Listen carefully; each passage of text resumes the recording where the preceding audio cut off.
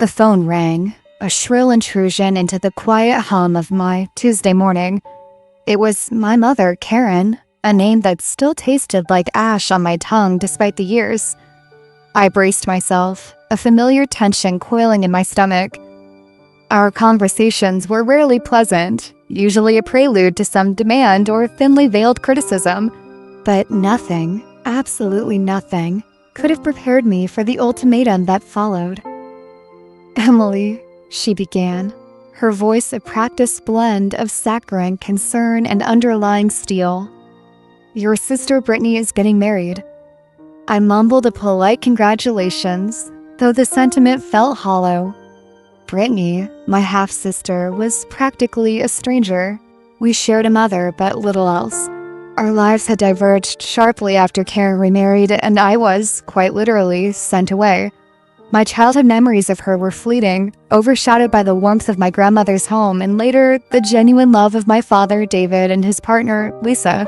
"Yes, well, it's a big deal," Karen continued, oblivious to my emotional distance. "A very expensive deal, actually. And your father-in-law, bless his heart, is being uncooperative about the budget for a lavish affair." I frowned, confused. "What does that have to do with me, Mom?" There was a pause, pregnant with expectation, before she dropped the bombshell. "Well, Emily, you have that lovely car your father gave you. The one you barely use now that you're a stay-at-home mom.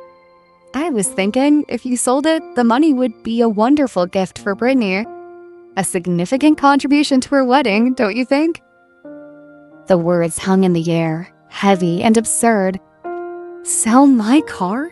The car David and Lisa, along with Lisa's sons, Alex and Ryan, had pooled their money to buy me for my wedding? The car that represented not just transportation, but their unwavering love and support? The car I used daily to take my 2-year-old daughter, Lily, to daycare, doctor's appointments, and playdates across our sprawling city of New York? My breath hitched. It wasn't just a car, it was a symbol of my independence, a testament to the family who truly cared for me. And now, Karen, who'd offered nothing but neglect and indifference for most of my life, was demanding I liquidate it for a half-sister I barely knew to fund a wedding that was clearly beyond their means. The audacity was breathtaking, a cold, sharp blade twisting in an old wound. The central conflict, stark and undeniable, had just been laid bare. My mother was once again trying to dictate my life, to extract something from me, all while offering nothing in return. This wasn't about Brittany's wedding. It was about Karen's endless sense of entitlement, and my long, simmering resentment was about to boil over. "Are you serious, Mom?" My voice was dangerously low, a tremor of disbelief running through it. "You want me to sell the car my father gave me, the car I need for Lily, to pay for Brittany's wedding? The wedding of a sister I've seen maybe 10 times in my entire life." Karen's tone shifted, a practiced sigh escaping her lips. "Emily, don't be dramatic. It's family. And it's not just about the wedding. Things have been difficult since your stepfather, Richard, passed. His business, well, it wasn't as stable as we thought. His partners, they took everything. I'm barely getting by, honestly.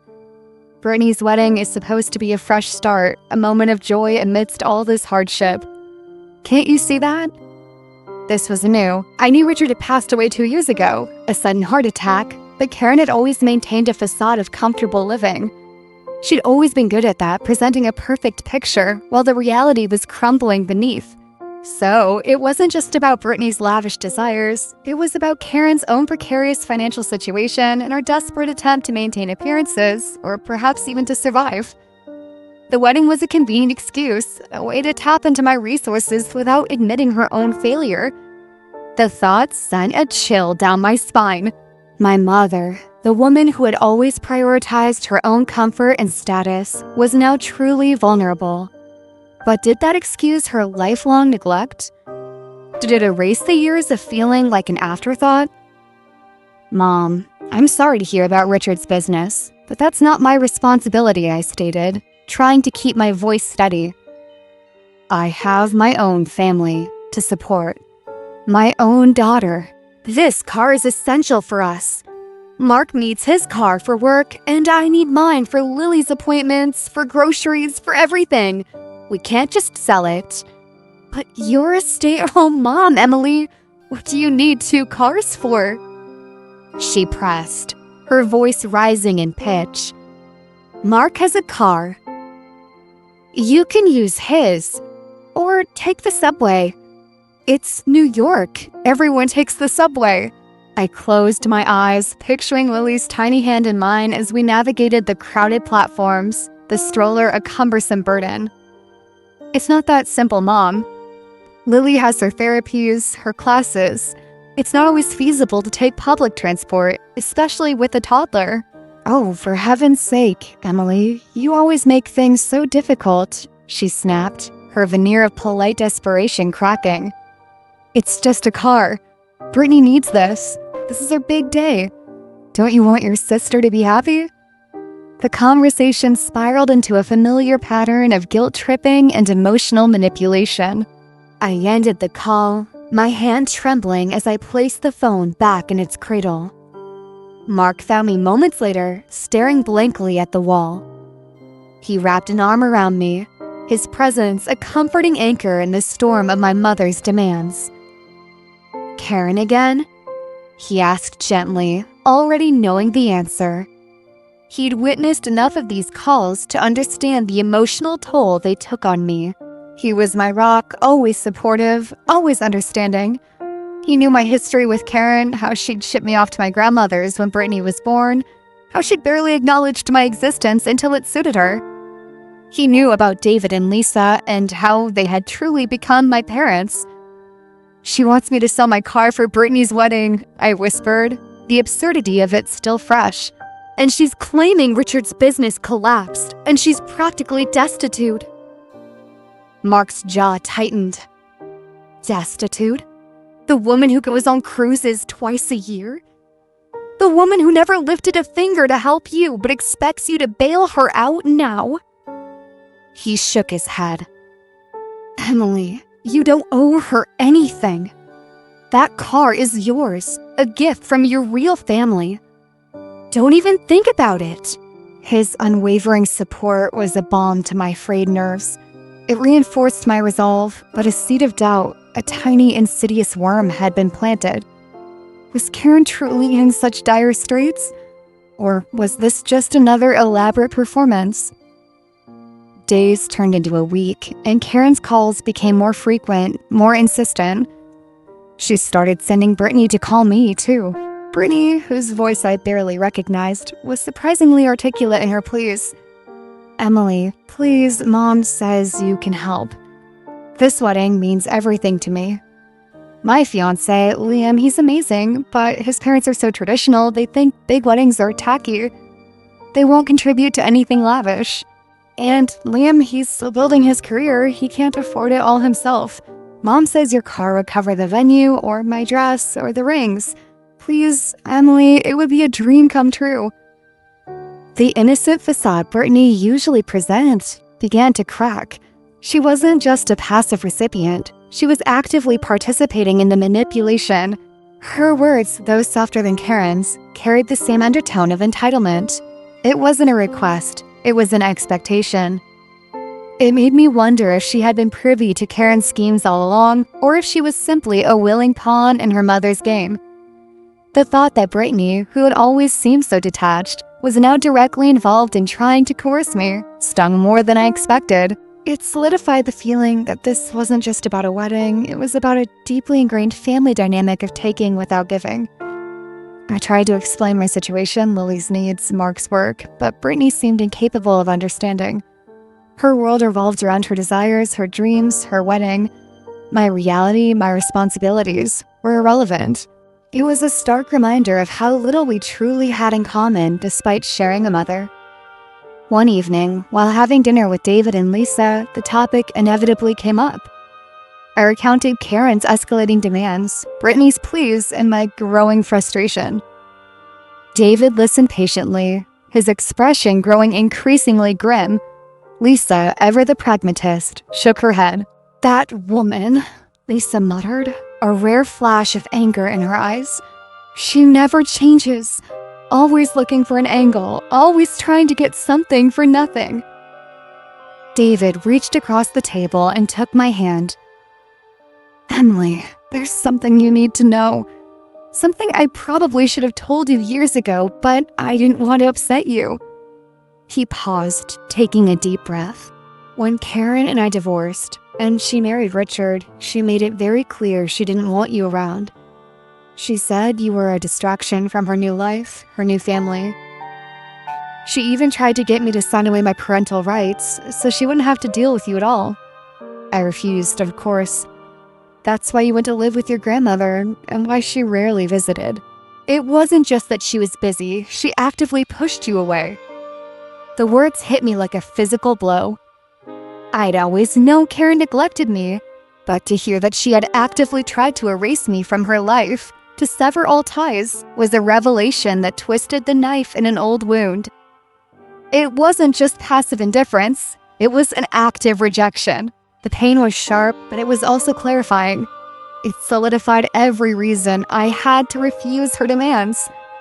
This wasn't about a car, it was about a lifetime of being unwanted, and now being used. The misdirection was complete. I had always believed her neglect was a byproduct of her new life, not a deliberate choice to discard me. This new information, however painful, strengthened my resolve. It's strange how these dark family secrets connect us. If this story is getting under your skin, subscribe for more real family exposés. The revelation from David shattered any lingering doubts I had. It wasn't just neglect, it was a deliberate, calculated rejection. The anger that had been simmering beneath the surface for weeks finally boiled over. I knew what I had to do. The next time Karen called, I didn't just refuse, I confronted her. "Mom," I began, my voice steady despite the tremor in my hands. "I'm not selling my car. Not for Brittany's wedding and not for your financial problems." "Emily, how can you be so selfish? Your sister needs this. I need this." Her voice was shrill, laced with her usual blend of self-pity and outrage. "Selfish?" I scoffed, a bitter laugh escaping my lips. "You want to talk about selfish? Let's talk about how you tried to sign away your parental rights when I was a child. How you actively pushed me away because I was a distraction from your perfect new life with Richard and Brittany. How you left me with Grandma, barely sending enough money, while you lived a life of luxury." There was a stunned silence on the other end of the line. I could almost hear her scrambling for a response, her carefully constructed facade crumbling. "Emily, that's not fair. You don't understand. I was young. I was overwhelmed." I cut her off, my voice rising. "You were overwhelmed by having a child. The child you chose to have? While David, who was working tirelessly, still made time for me, still loved me, still fought for me. And Lisa, a woman who isn't even my biological mother, has shown me more love and support than you ever have in my entire life." "How dare you?" she shrieked, her voice cracking with fury. "You ungrateful child. After everything I've done for you." "Everything you've done for me?" I echoed, the words dripping with sarcasm. "What exactly have you done, Mom? Neglected me? Abandoned me? And now you expect me to sacrifice my family's security, the gift from the people who actually raised me, for a sister who barely knows I exist, all to prop up your failing image." Just then, Mark walked into the living room, Lily toddling behind him, clutching her favorite teddy bear. He saw the intensity in my face, the phone pressed to my ear, and immediately understood. He gave me a reassuring nod, a silent promise of support. "You're just like your father," Karen screamed, her voice reaching a fever pitch. "Always so dramatic. Always so difficult. You'll regret this, Emily. You'll regret turning your back on your own family."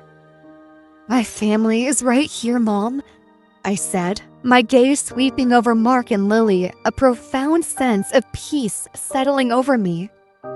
And they don't ask me to sell my car for their wedding. They don't abandon me. They love me. I heard a gasp, then a click. She had hung up. The silence that followed was deafening, yet strangely liberating. My body trembled, but my mind was clear. I had finally said everything that needed to be said, a lifetime of unspoken pain and resentment finally unleashed. This moment shattered everything I knew.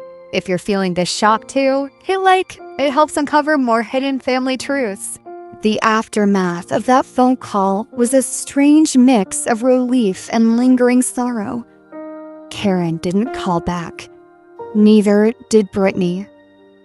The silence, once a source of anxiety, now felt like a quiet victory. It was the end of an era, the severing of a toxic cord that had tethered me to a past I no longer wished to inhabit. Mark held me close that night, letting me cry out the last vestiges of pain and anger. He didn't offer platitudes, just his steady presence, his quiet strength. Lily, sensing the shift in the atmosphere, snuggled closer, her innocent gaze a reminder of the beautiful, healthy family I had built. My chosen family. The one that truly mattered. I later learned, through a mutual acquaintance, that Brittany's wedding had gone ahead, albeit on a much smaller scale. The lavish venue was swapped for a charming but more modest, local. The designer dress was replaced by something off the rack. The grand dreams had been scaled back to fit a more realistic budget, a budget that didn't include my car. Karen, it seemed, had been forced to confront her own financial realities, and perhaps for the first time, the consequences of her actions. For me, life continued, but with a newfound lightness. The constant dread of Karen's calls, the subtle undercurrent of guilt she tried to instill, was gone.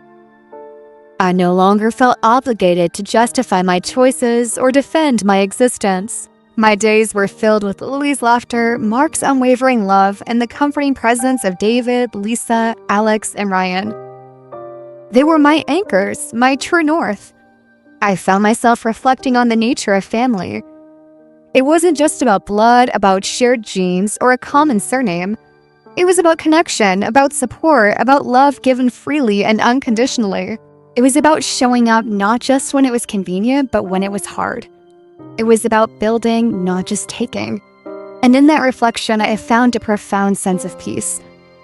The wound Karen had inflicted still existed, a faint scar on my soul, but it no longer festered. It was a reminder of where I had come from and how far I had come. I still lie awake wondering, what would you have done when they tried to control your body? Share your truth in the comments. Subscribe for more shocking family revelations. My days settled into a new rhythm, one unburdened by the weight of my mother's expectations.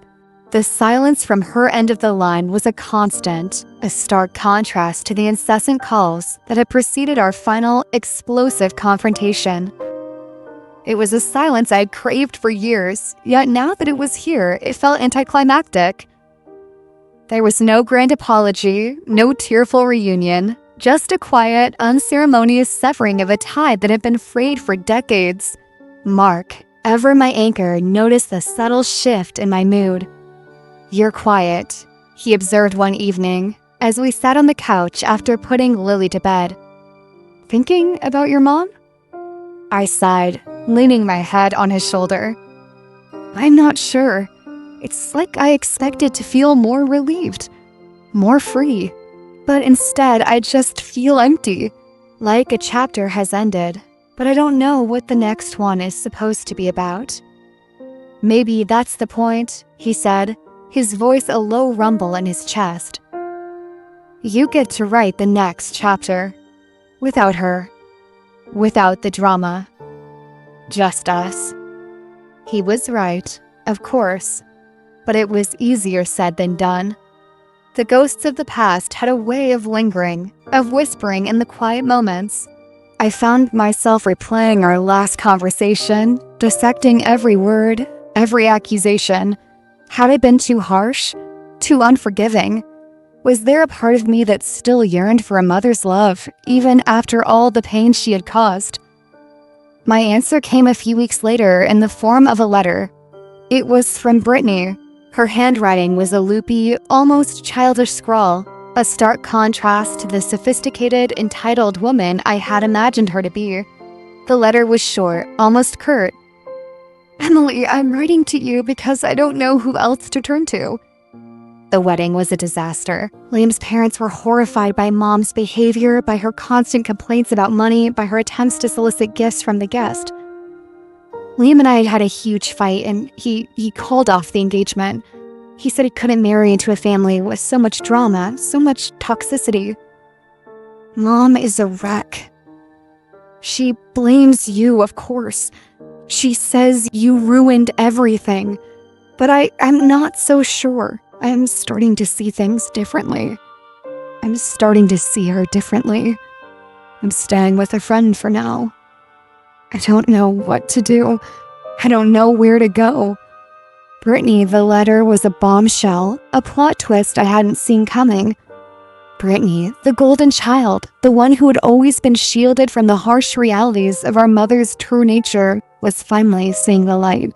And in her moment of crisis, she had reached out to me, the sister she barely knew, the sister she had tried to exploit. I showed the letter to Mark, my hands trembling. "What do I do?" I asked, my voice barely a whisper. Do I help her? Do I even respond? Mark read the letter, his expression unreadable. "That's up to you, Emily. But whatever you decide, I'll support you." I spent the next few days in a state of turmoil. A part of me, the part that had been hurt and rejected for so long, wanted to gloat, wanted to say, "I told you so." But another part, a part I hadn't realized existed, felt a pang of sympathy for Brittany. She was a victim, too, in her own way. A victim of our mother's narcissism, of her manipulative games. She had been a pawn, and now that the game was over, she had been discarded. I thought about Lily, about the kind of sister I would want her to be. I thought about David and Lisa and the unconditional love they had shown me. And I knew what I had to do. I found Brittany's number through a mutual acquaintance and called her. She answered on the first ring, her voice small and broken. "Brittany," I said, my voice gentle. "It's Emily. I got your letter." There was a long pause, then a sob. "I'm so sorry, Emily. I'm so sorry." "It's okay," I said, and to my surprise, I meant it. "It's not your fault. It was never your fault." We talked for a long time that day. I listened as she poured out her heart, her years of pent-up frustration and confusion. She told me about her life with Karen, about the constant pressure to be perfect, to be the daughter Karen had always wanted. She told me about the lies, the manipulations, the endless drama. And as I listened, I realized that we were not so different, she and I. We were both survivors of the same storm, just in different boats. In the weeks that followed, Brittany and I began to build a relationship, a real one, for the first time in our lives. It was slow, tentative, like two strangers learning to trust each other. But it was real. We met for coffee, we went for walks in the park with Lily, we talked on the phone for hours. And with each conversation, the walls between us began to crumble. One day, as we were sitting on a bench, watching Lily chase pigeons, Brittany turned to me, her eyes filled with a mixture of sadness and hope. "You know," she said, her voice soft, "I always envied you. You were the one who got away, the one who escaped. I was trapped, and I didn't even know it." Her words hit me with the force of a physical blow. I had always seen her as the lucky one, the one who had everything I had ever wanted. But in reality, she had been a prisoner, just as I had been. A prisoner of our mother's love, a love that was conditional, suffocating, and ultimately destructive. That was the moment I truly understood. The moment I was finally able to let go of the anger, the resentment, the pain. The moment I was finally free. My relationship with Karen remains non-existent. I have no desire to reconnect, to reopen old wounds. But my relationship with Brittany has become a source of unexpected joy, a testament to the resilience of the human spirit, to the power of forgiveness, and to the enduring strength of sisterhood. We are still learning, still growing, still healing, but we are doing it together. And for the first time in my life, I feel like I have a sister, a real sister. And that is a gift more precious than any car, any wedding, any amount of money. It is a gift I will cherish for the rest of my life. My decision to reach out to Brittany wasn't impulsive. It was a slow, deliberate process fueled by countless conversations with Mark and my father, David. They both encouraged me to follow my heart, to extend an olive branch if I felt it was right, but also to protect myself. David especially understood the complexities of family. He had, after all, rebuilt his own life after the wreckage of his marriage to Karen, finding genuine happiness with Lisa and our sons. He often reminded me that forgiveness wasn't about condoning past wrongs, but about freeing oneself from their lingering grip. "You don't have to forget, Emily," he'd said, his eyes kind. "But you don't have to carry the burden of her choices forever either. Sometimes letting go is the strongest thing you can do." Lisa, with her practical wisdom, added, "And sometimes people surprise you. Brittany might be more like you than you think underneath all that Karen." Their words resonated deeply. I realized that my anger, while justified, was also a heavy chain. It bound me to Karen, to the past, preventing me from fully embracing the present. Reaching out to Brittany felt like a step towards breaking that chain, not just for her, but for me. It was an act of self-preservation, a way to reclaim a narrative that had been dictated by others for too long. Our first few meetings were awkward, punctuated by long silences and hesitant apologies. Brittany was a shadow of the entitled, demanding sister I had imagined. She was fragile, almost broken by the sudden collapse of her engagement and the harsh reality of her mother's financial and emotional instability. She confessed that Karen had always painted me as the difficult one, the ungrateful child who had abandoned her. She had been fed a steady diet of lies and half-truths, designed to maintain Karen's victim narrative and to keep Brittany firmly in her orbit. "She told me you were jealous," Brittany admitted one afternoon, stirring her coffee with a trembling hand. "Jealous of my life, of my wedding. She said you were trying to sabotage me because you never had a big wedding yourself." I stared at her, dumbfounded. "My wedding was beautiful, Brittany. Small, intimate, filled with love. It was everything I ever wanted. And my father and Lisa gave me the most incredible gift, my car. The car your mother wanted me to sell." She winced. "I know. She told me to call you, to pressure you.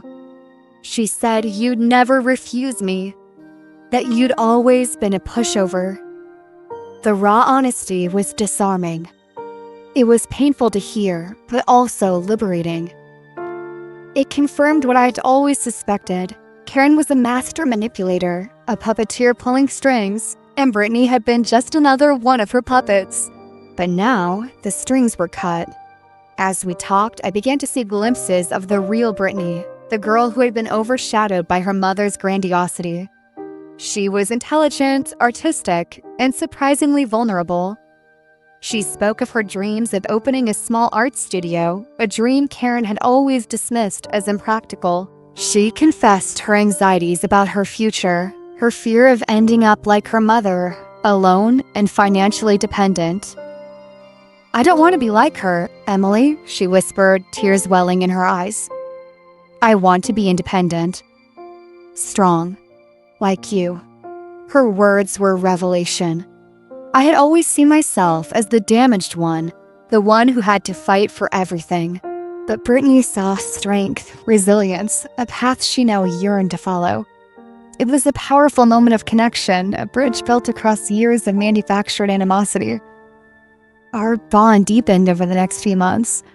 We started a weekly sister date, sometimes just coffee, sometimes a walk in Central Park with Lily, sometimes a visit to an art gallery. Brittany even started helping me with Lily sometimes, discovering a surprising knack for entertaining a toddler. She found a part-time job at a local gallery, slowly saving money, and began taking evening art classes. She was rebuilding her life piece by piece, and I was there to witness it, to support her just as David and Lisa had supported me. Karen, meanwhile, continued her downward spiral. Her calls to me ceased entirely, but I heard snippets through the grapevine. She tried to reconcile with Liam's parents, but they had firmly cut ties. Her financial situation worsened, and she was forced to sell her large apartment, moving into a much smaller, less desirable place. The lavish lifestyle she had so desperately clung to had vanished, leaving her with nothing but her bitterness and her self-pity. There was no triumph in this for me, only a quiet sadness for the woman who had chosen pride and materialism over genuine connection. One crisp autumn afternoon, Brittany and I were sitting on a bench in Washington Square Park, watching Lily chase pigeons. Brittany had just received her first commission for a painting, a small but significant step towards her dream. Her face glowed with a quiet pride I had never seen before. "You know," she said, turning to me, "I used to think family was about obligation, about doing what you were told even if it hurt. But you showed me it's about something else entirely. It's about choosing who you let into your life, who you trust, who you love." I smiled, a genuine, heartfelt smile. "It took me a long time to learn that, too." "And you never once said I told you so," she added, a small wry smile playing on her lips. "Even though you had every right. What would be the point?" I shrugged. We both learned our lessons, just in different ways. Her eyes met mine, and in that moment, I saw not just a sister, but a friend, a confidant, a fellow survivor. The past hadn't been erased, the pain hadn't vanished, but it had been transformed. It had become a foundation for something new, something stronger, something real. We were building our own legacy, one based on honesty, empathy, and unconditional love. It was a far cry from the toxic legacy Karen had tried to impose, and it was infinitely more fulfilling. I still lie awake wondering, what would you have done when they tried to control your body? Share your truth in the comments. Subscribe for more shocking family revelations. The story of my life, once defined by the absence of a mother's love, was now a testament to the abundance of chosen family. David and Lisa, my unwavering pillars of support, continued to be a constant source of comfort and guidance. Their home, filled with laughter and genuine affection, was a stark contrast to the emotional wasteland Karen had created. Alex and Ryan, my stepbrothers, were more than just family. They were my first friends, my protectors, and now my confidants. They had seen me through my awkward teenage years, my first heartbreak, and my journey into motherhood. Their loyalty was a quiet, steadfast force in my life. Mark, my husband, remained my greatest champion.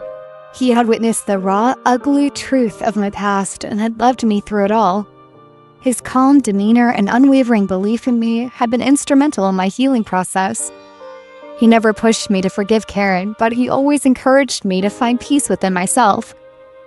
Daughter Lily was the bright, shining star of our universe, a constant reminder of the joy and love that filled our lives. Her innocence and boundless energy were a balm to the old wounds, a promise of a future unburdened by the shadows of the past. Brittany's transformation was remarkable. She had shed the skin of entitlement and emerged as a thoughtful, compassionate young woman. Her art flourished, and she eventually opened her own small gallery in a vibrant Brooklyn neighborhood. It was a modest space, but it was hers, a testament to her newfound independence and artistic vision. She often invited me and Lily to her openings, proudly showcasing her work, her eyes sparkling with the confidence that had been absent for so long. We would stand there, sipping cheap wine, surrounded by her beautiful creations, and I would feel a surge of pride, not just for her accomplishments, but for the journey we had both undertaken.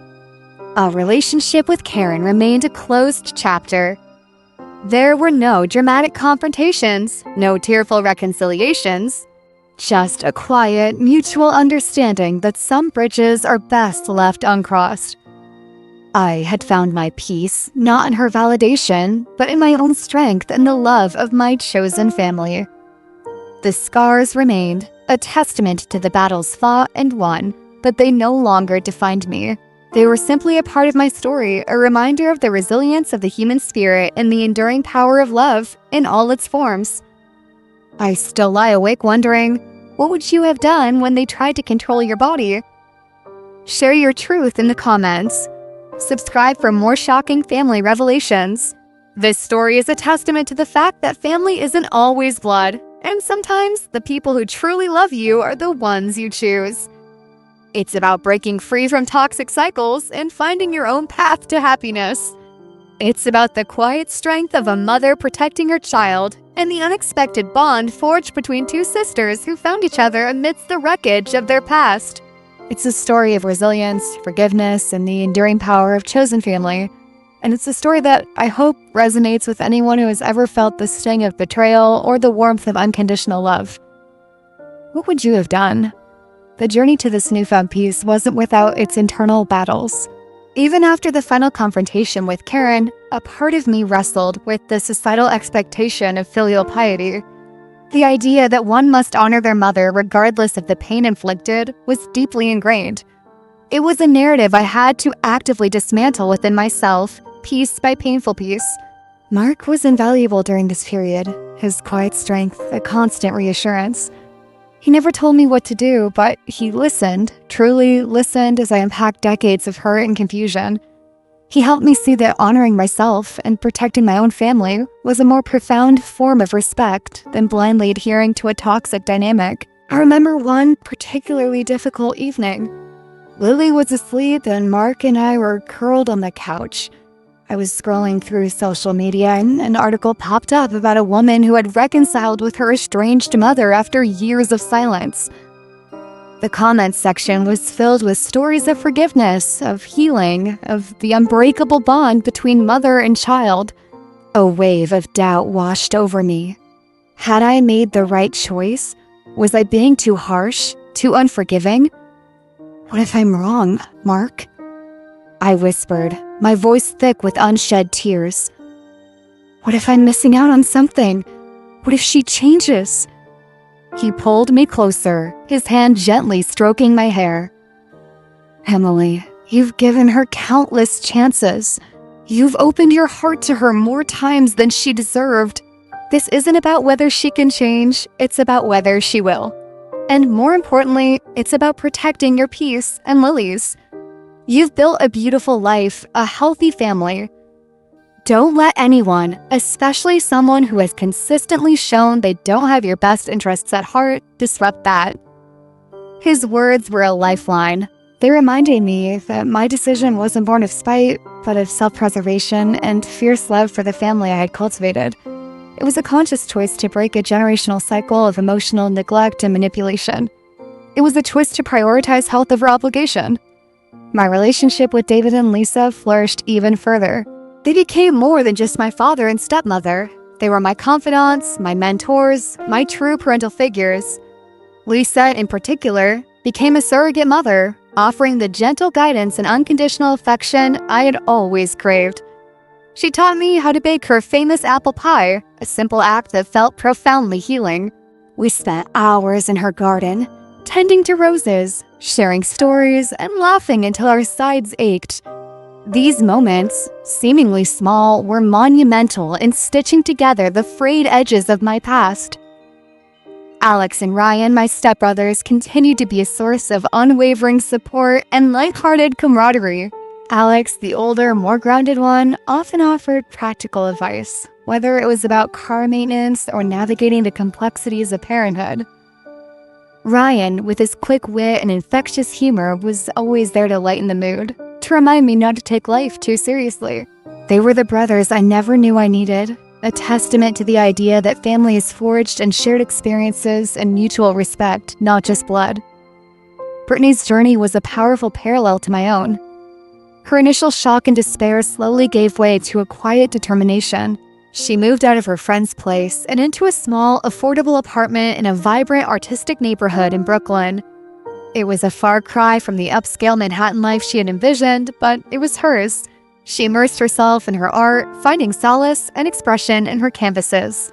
Her paintings, once bright and somewhat superficial, began to take on a deeper, more introspective quality, reflecting the emotional turmoil she had endured and the nascent hope she was cultivating.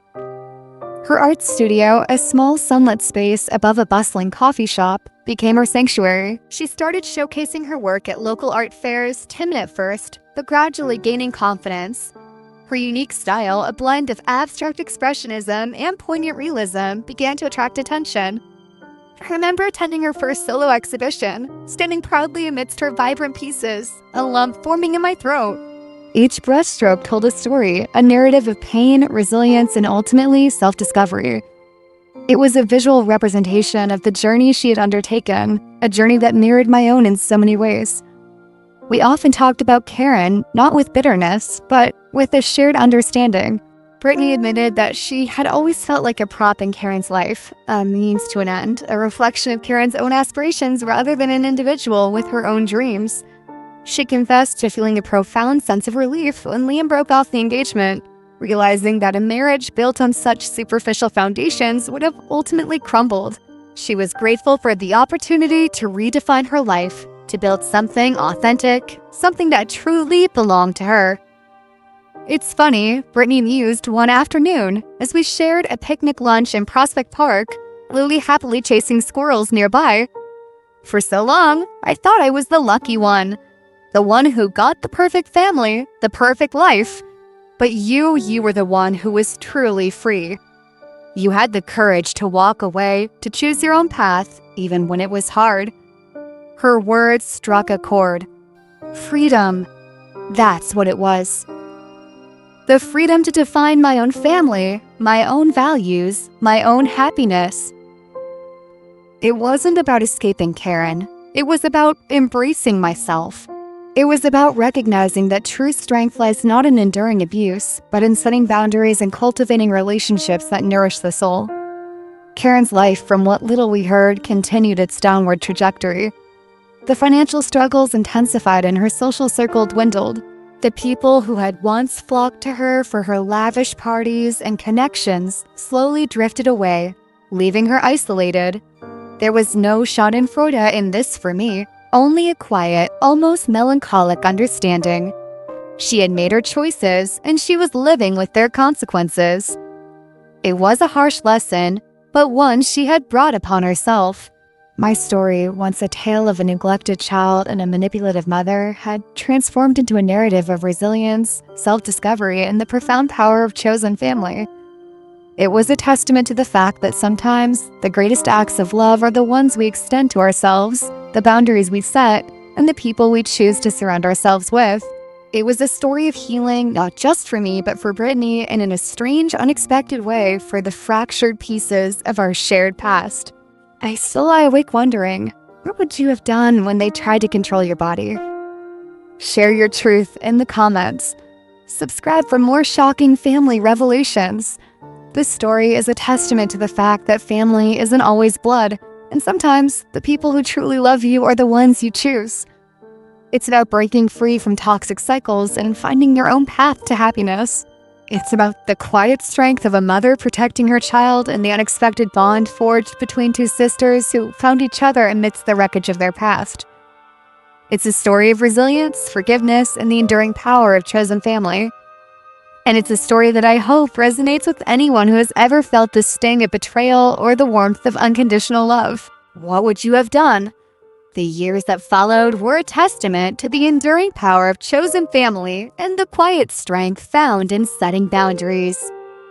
Emily's life with Mark and Lily blossomed into a vibrant tapestry of love, laughter, and shared dreams. Their small apartment, once a sanctuary from Karen's intrusions, became a bustling hub of activity, filled with Lily's artwork, Mark's music, and the comforting aroma of home-cooked meals.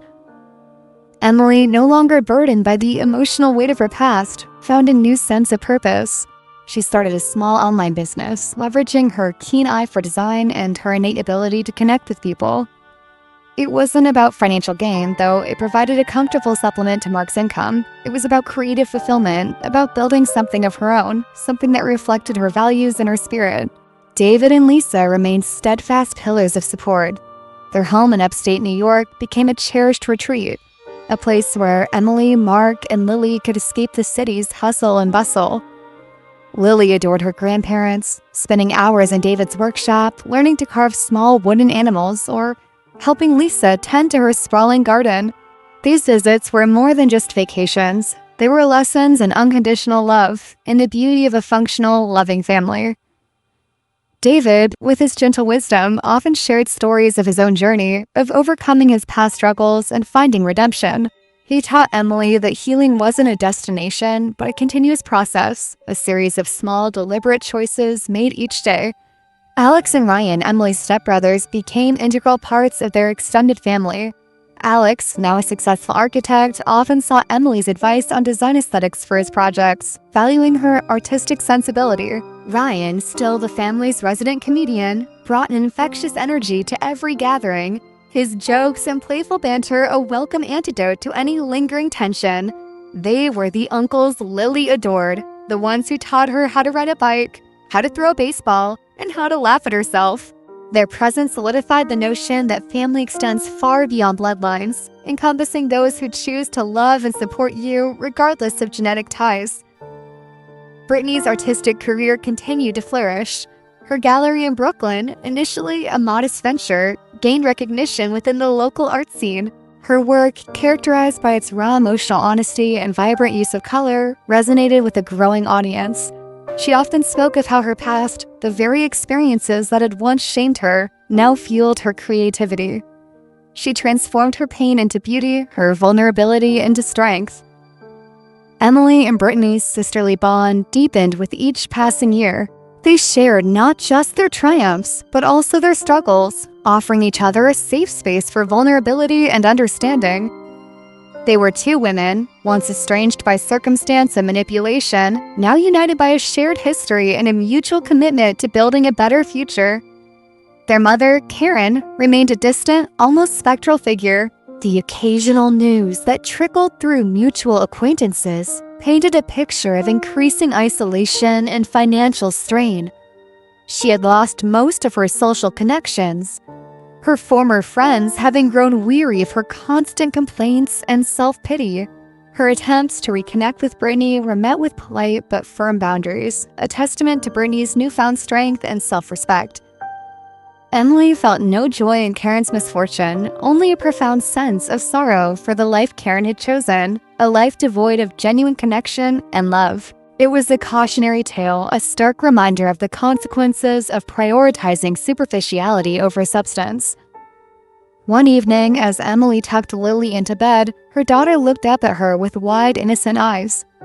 "Mommy," she asked, "why don't we ever see Grandma Karen?" Emily paused, choosing her words carefully. "Well, sweetie, sometimes families are complicated, and sometimes people make choices that aren't very kind. But what's important is that we have a family that loves you very, very much, and that's what truly matters." Lily nodded, seemingly satisfied, and drifted off to sleep.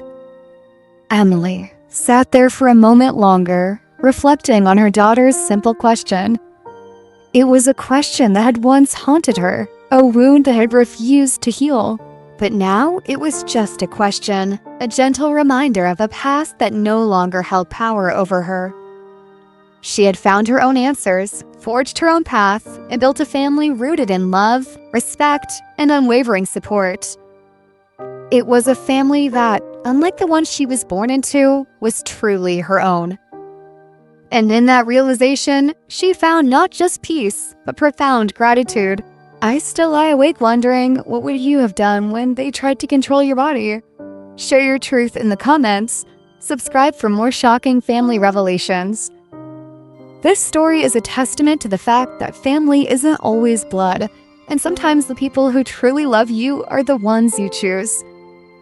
It's about breaking free from toxic cycles and finding your own path to happiness. It's about the quiet strength of a mother protecting her child and the unexpected bond forged between two sisters who found each other amidst the wreckage of their past. It's a story of resilience, forgiveness, and the enduring power of chosen family. And it's a story that, I hope, resonates with anyone who has ever felt the sting of betrayal or the warmth of unconditional love. What would you have done? The journey of healing is often not a straight line, but a winding path filled with unexpected turns and moments of profound realization. For Emily, the initial relief of cutting ties with Karen slowly transformed into a deeper understanding of her own resilience.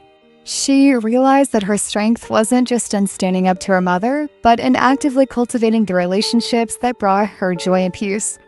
Her chosen family wasn't a replacement for what she lacked. It was a foundation for a life she actively built.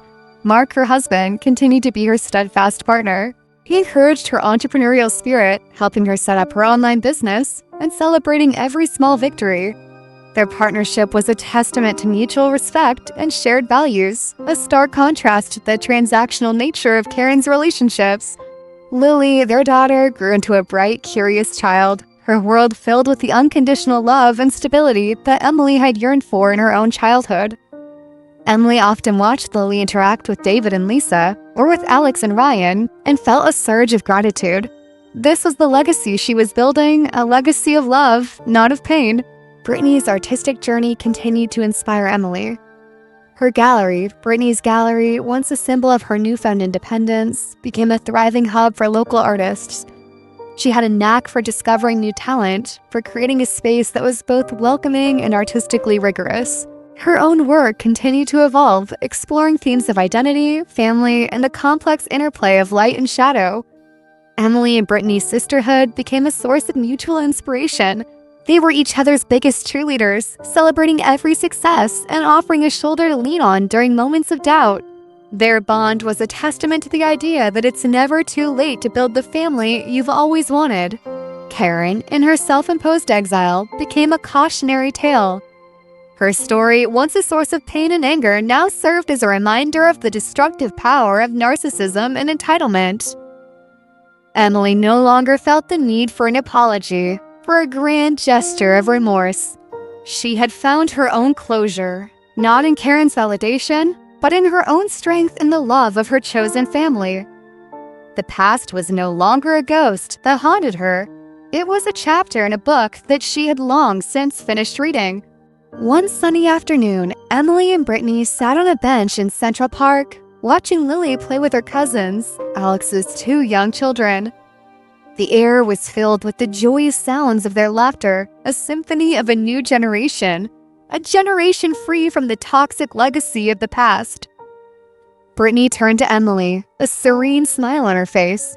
"You know," she said, her voice soft, "I used to think happiness was about getting what you want. But now, I realize it's about wanting what you have." Emily nodded, her heart full.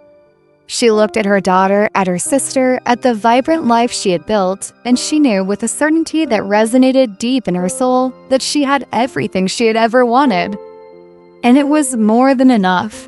I still lie awake wondering, what would you have done when they tried to control your body? Share your truth in the comments. Subscribe for more shocking family revelations. This story is a testament to the fact that family isn't always blood, and sometimes the people who truly love you are the ones you choose. It's about breaking free from toxic cycles and finding your own path to happiness. It's about the quiet strength of a mother protecting her child and the unexpected bond forged between two sisters who found each other amidst the wreckage of their past. It's a story of resilience, forgiveness, and the enduring power of chosen family. And it's a story that I hope resonates with anyone who has ever felt the sting of betrayal or the warmth of unconditional love. What would you have done? The passage of time brought with it a gentle, healing rhythm. Emily's online business, initially a small venture born from a desire for creative expression, blossomed into a thriving enterprise. She discovered a passion for connecting with artisans from around the world, curating a collection of unique, handcrafted goods that resonated with her growing customer base. Her success was a quiet testament to her resilience and her ability to transform her own experiences into a source of inspiration for others. She often shared her story not with bitterness, but with a message of hope, encouraging others to find their own paths to healing and self-discovery. Mark, ever her steadfast supporter, watched with pride as Emily's confidence grew. Their partnership deepened, evolving into a beautiful dance of mutual respect and shared dreams. They moved from their small apartment to a charming brownstone in a family-friendly Brooklyn neighborhood, a home filled with light, laughter, and the pitter-patter of Lily's growing feet. Lily, now a bright, inquisitive elementary school student, inherited her mother's artistic flair and her father's love of music. Their home was a sanctuary, a place where creativity was nurtured and individuality was celebrated. David and Lisa, now enjoying their retirement, remained the heart of their extended family. Their home in upstate New York was a cherished gathering place, a haven where Emily, Mark, and Lily could escape the city's relentless pace. David, his hands now gnarled with age but still skilled in his craft, taught Lily the art of woodworking, passing down a legacy of patience and precision. Lisa, her garden more vibrant than ever, shared her love of nature with her granddaughter, teaching her the names of flowers and the secrets of the seasons. These intergenerational connections were a source of profound joy for Emily, a beautiful counterpoint to the fractured family of her childhood. Alex and Ryan, her stepbrothers, were a constant presence in their lives. Alex, now a renowned architect, often collaborated with Emily on design projects, their shared aesthetic and mutual respect creating a powerful synergy. Ryan, his humor as sharp as ever, became a beloved uncle to Lily, his playful antics a source of endless amusement. They were a testament to the fact that family is not defined by blood, but by the bonds of love, loyalty, and shared experience. Brittany's art career soared to new heights. Her gallery became a cultural touchstone in Brooklyn, a platform for emerging artists and a space for community engagement. Her own work, once a reflection of her personal pain, now explored broader themes of resilience, connection, and the human capacity for transformation. She found love again, a kind, supportive man who cherished her for who she was, not for what she could provide. Their wedding, a small, intimate affair in her own gallery, was a celebration of love, art, and the beauty of second chances. Emily stood by her side as her maid of honor, her heart overflowing with a love she had once thought impossible. Karen, a distant echo from a past that felt increasingly remote, remained a solitary figure. The occasional news that reached them was tinged with sadness. Her health had declined, and she lived a quiet, isolated life, her days marked by a profound sense of loss and regret. There was no triumph in this for Emily, only a quiet acknowledgement of the choices Karen had made and the life she had forfeited. It was a somber reminder that forgiveness is not about condoning the past, but about releasing its hold on the present. One crisp autumn evening, as Emily and Brittany sat on the porch of the Brooklyn brownstone, watching the leaves fall, Brittany turned to her, a thoughtful expression on her face. "You know," she said, her voice soft, "I used to think our story was a tragedy, but now I see it as a love story. A story about two sisters who found their way back to each other against all odds." Emily smiled, a genuine, heartfelt smile. "I think you're right," she said, her gaze sweeping over the life she had built, the family she had chosen, the love that surrounded her. It is a love story, and it's a story that's still being written. I still lie awake wondering, what would you have done when they tried to control your body? Share your truth in the comments. Subscribe for more shocking family revelations. This story is a testament to the fact that family isn't always blood, and sometimes the people who truly love you are the ones you choose. It's about breaking free from toxic cycles and finding your own path to happiness. It's about the quiet strength of a mother protecting her child, and the unexpected bond forged between two sisters who found each other amidst the wreckage of their past. It's a story of resilience, forgiveness, and enduring power of chosen family. And it's a story that I hope resonates with anyone who has ever felt the sting of betrayal or the warmth of unconditional love. What would you have done?